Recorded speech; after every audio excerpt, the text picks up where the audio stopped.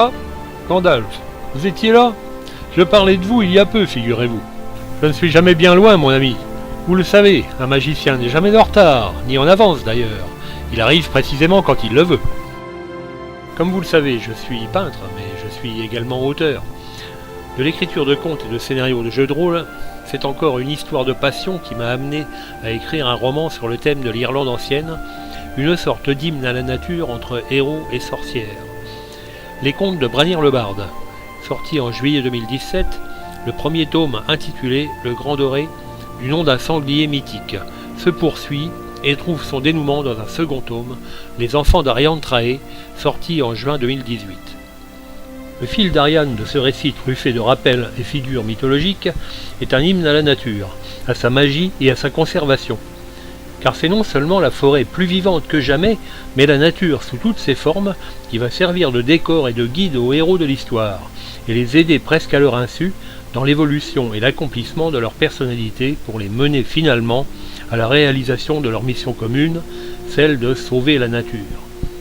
Mais la menace ne viendra pas de la pollution, elle viendra des ambitions malsaines d'un druide noir qui veut s'approprier des pouvoirs de contrôler tout ce qui vit et ce qui pousse sur l'île d'Erin.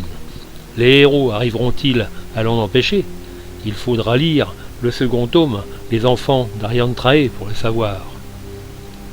Vous avez été nombreux à acquérir mes romans, sachez que j'en suis très fier.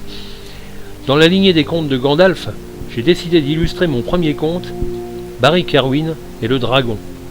J'ai donc publié en 2019 cette histoire destinée aux jeunes apprentis chevaliers à partir de 8 ans.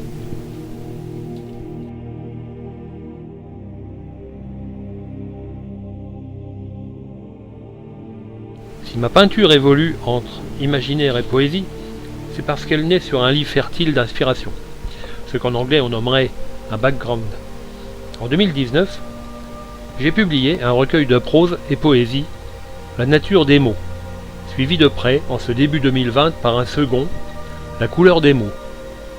2 livrets de 40 pages dans lesquels on trouve une sélection d'illustrations puisées dans l'importante quantité de tableaux que j'ai produites depuis 30 ans. On y trouve des poèmes et de petits textes sur des sujets tels que l'enfance, l'amitié, la vie et les valeurs humaines, et bien sûr la nature, omniprésente dans mon inspiration.